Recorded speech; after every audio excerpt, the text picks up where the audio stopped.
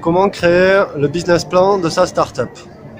C'est le troisième volet que nous allons aborder aujourd'hui. Le premier, c'était comment déposer sa marque, comment la protéger. Je vous ai donné le lien pour la base INPI pour contrôler qu'il n'y a pas d'autre marque.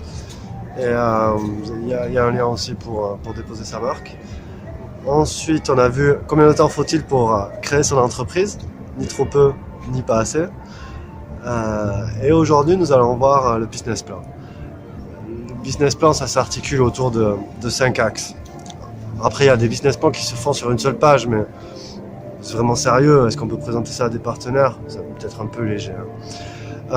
Ensuite, il faut savoir pourquoi on fait le business plan. Comme je le disais la dernière fois, la marque, ça permet de poser le squelette et le business plan, ça permet de donner du corps à ce squelette. Et si ce corps peut communiquer avec des partenaires financiers, notamment les banques ou des instituts de crédit ou de financement de l'innovation, il y en a quelques-uns chez nous et partout en France d'ailleurs. Il faut se renseigner dans les CCI ou auprès de son expert comptable. Ça vaut le coup de passer du temps là-dessus. Et puis de toute façon, une création d'entreprise, ça ne se prépare pas à la légère et il vaut mieux trop en faire que pas assez. Donc par exemple, moi je vais vous préparer ça à la sauce express. C'est-à-dire que je pense travailler une journée sur l'extraction des données pour tout ce qui est la première partie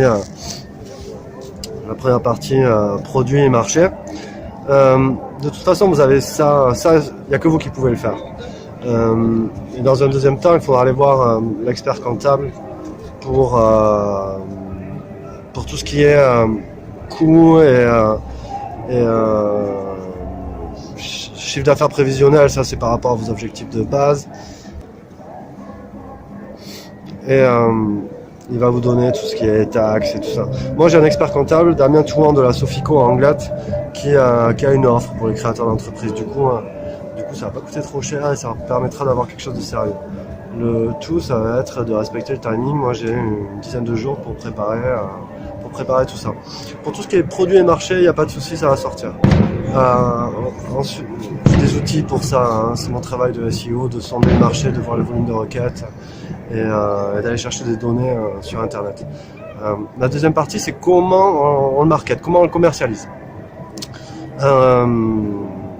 Ça, SEO, content marketing, on peut faire de la pub, on peut faire de l'affiliation.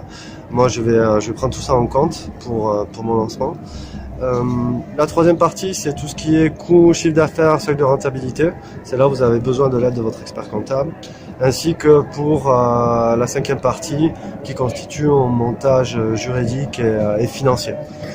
Quel statut adopter, est-ce que vous allez avoir des associés, quels fonds vous allez aller chercher. Donc votre expert comptable sera le plus à même à vous aider là-dessus.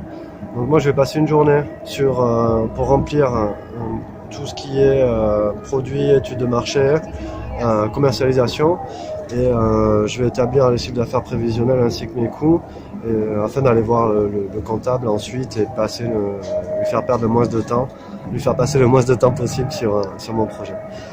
Ça permettra de diminuer les coûts et de maximiser l'investissement passé, le temps passé. Voilà, je vais vous fournir des documents, une trame qui va permettre de présenter le projet à des tiers et l'autre trame qui va être l'articulation du business plan selon les 5 axes ici évoqués. À très bientôt.